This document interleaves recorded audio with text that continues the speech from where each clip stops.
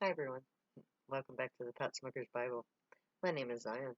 I'm the author of the Pot Smoker's Bible, which contains the prophetic book of Zion, where I get my name and authority. It comes from the Ketuvim, or Old Testament of the Christian Bible. I use the King James Version of the Christian Bible to put together the prophecy of Israel from the scattered bits and pieces of testimony from the prophets. And what I came up with, I named the Book of Zion, and it is where I get my name and authority.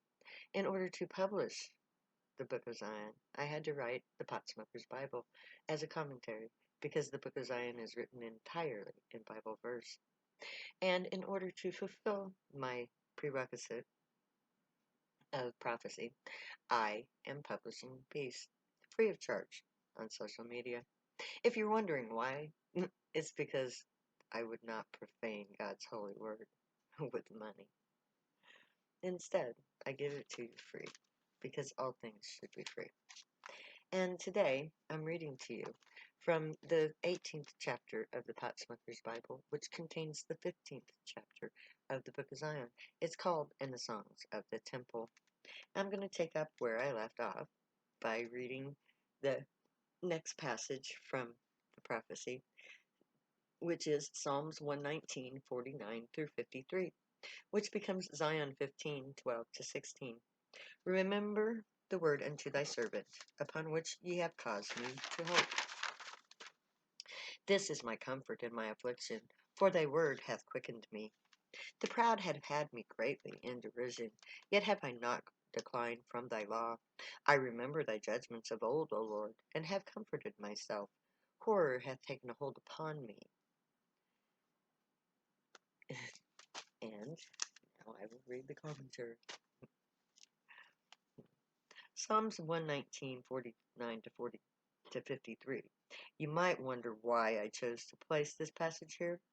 I did it because our music has an element in it that points to our search for the truth of God. We sense God. We search for the true God, not realizing that God, the gray, are here already. This passage is part of our search for our identity. Many of our first generation came from a Christian or Jewish background. We came from a long line of Bible bangers who taught us that God, i.e., God, Gray, could come to our aid if we followed his law. Our music does allude to that part of our search for salvation from captivity. From our beginnings, we knew of the promise of God. Even though my people can be just as immoral as any other nationality, we are in many regards more righteous than our accusers. We are not perfect, but many of our moral codes follow the laws of Moses, and we are held in derision by those among whom we live.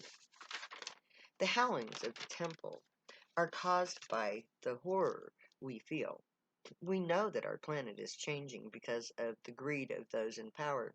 We must comfort ourselves in the knowledge that God foretold these events.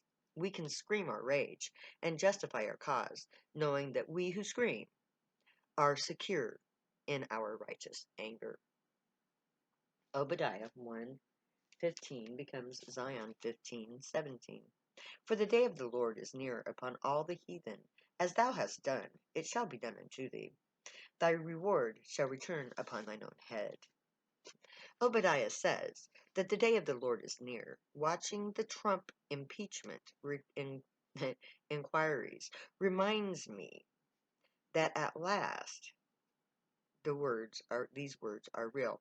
Our sitting president is definitely the basest of men, and he represents the worst of humanity, the rich and powerful. In this day, that is the worst thing that you can be. Donald Trump is a one percenter.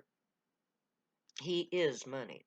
So he will be the example for the defense, not of his presidency, but for the trial of the morality of this society. It's Trump versus Hines in a moral debate. I represent the poor, the drug users, the 99% who don't have all money and power. So, the impeachment of the basest of men, Donald Trump, will show us the true scope of America's moral compass. As I write this, it is now October 26, 2019. I do not yet know how this will play out, but whatever the House and the Senate do to Donald Trump will be done to them in turn. So, Democrats and Republicans alike, be very careful how you act in this debate. You will be judged accordingly. So, if you get down and dirty, you will lose the moral truth and be destroyed. This moment is the moment of judgment for America. The actions of the government in regards to its internal morale will determine its fate. The reason Trump was put into the White House was to undermine the facade of morality in Washington, D.C. Trump's ego is so beyond control that he has forced his party to choose between morality and power, and they have chosen power so far. If they don't put truth first, they are doomed, because they are going to be treated in like manner. They are deciding their own fate as I write this. If the Republicans support Trump to the bitter end and let him remain in office despite evidence of guilt, they will be seen as corrupt politicians and they will lose power. If they let truth be the judge, then he will be impeached and removed, and the two parties will continue to run America until the bitter end. It will be business as usual until this book turns out to be their worst nightmare. If they protect Trump and America keeps him, then America as a nation will not survive this book. What remains of the USA will be nothing more than island states, as each state becomes autonomous nations, isolated by the breakdown of trust in the government, as Trump becomes the true monster he is. So let me inform you of Trump's true nature. 1. He is the product of money. His father has given him everything without it being earned, so he has no idea how to relate to anything but money. The true power of Trump is his father's money. 2. He is ego. Trump has no true character. His inflated ego runs the show. Every word he speaks is his ego speaking. All thoughts are of himself and his idea of himself. Pure ego. Just ask him any question about anything. The answer is his self-inflated ego. 3. He is a hypocrite. He says one thing and is actually already guilty of being the other. He does not have a true side to anything. He says he's going to end corruption, but he is corrupt. Anyone watching Trump can see that he has no true stand on anything. He pulls out of Syria, then protects the oil fields, saying one thing, doing the other. 4. He has no truth in him. He doesn't seem to know how to tell the truth. Each time he speaks, he tells taller and taller tales. He denies his own version of the truth if it fails him. He lies, gets caught lying, and then denies that he lied at all. He doesn't know what the truth is because he creates his own truth as he goes. 5. He believes that he is entitled to all that he wants. His money has always paid for his desires. He has never had to take no for an answer, so he doesn't understand what no means. To Trump, no means throw more money at it. 6. He believes that he can do no wrong. Yes, he truly believes that. He has the right to do whatever he wants. He has never had to pay for a single crime that he has committed. Just look at all the rape cases he settled out of court. How many affairs and sexual harassment cases? It's not that he doesn't think he can get caught. He's been caught over and over again, and money took care of it. 7. He is a con man. A con man talks the talk, but then stabs you in the back. His loyal 35% can't see it yet, but they will. A con man only lasts as long as his current con. He can't run this con once it's been discovered, and this one's been discovered. The truth only sets the innocent free. It destroys the guilty and the con. 8. Trump lives in a fantasy world of ego. He has isolated his base from the reality of his true nature and true motives. This reality will only last as long as no one intrudes on it. Reality will one day force the fantasy to shatter. 9. Trump has the backbone of an amoeba. Because he has no true moral code, he doesn't have any strength of ideal or character. He is ego, and ego must seek approval at all costs. He does what he believes will please those who glorify him. If his actions displease them, he changes tactics. So he changes plans, and he changes his so-called facts to please those around him. 10. He lives in the moment. He has never had to deal with consequences, so he doesn't think before he acts. He lives on impulse. What he sees in front of him is what he does. I believe we will see evidence of this when we learn what makes Trump so Putin. His impulses are the reason he will ultimately be seen as the base man that he is. 11.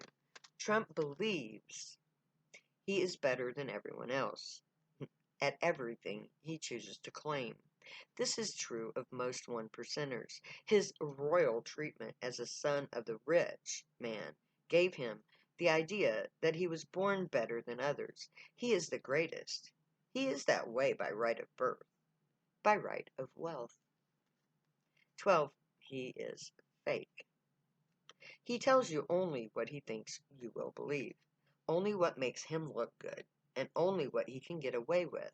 He makes up facts and figures. He creates events and conversations. He lies openly because he thinks he can fool you by covering what he's really doing with something more outrageous. 13. He believes everyone else is an idiot to be exploited for his sole use. He believes he is a genius. He thinks that we are too stupid to not believe his lies. If he says it, it's the truth, and no one else is smart enough to disprove him on any subject. That's why he doesn't need a team. He is the team. 14. He believes he can get away with anything. He believes that even if he could do something wrong, no one could catch him. He says he could shoot someone on Fifth Avenue and not lose any votes and get away with it.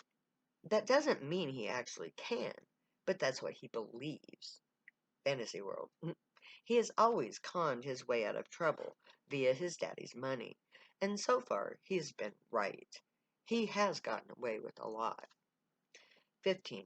He is prejudiced, pure and simple. He hates everything and everyone that is not just like him. He hates people of all other colors. He hates people of all other nations. He hates women. He hates all other sexual orientations. He hates anyone who threatens his fantasy. He hates the unwealthy, i.e., his base.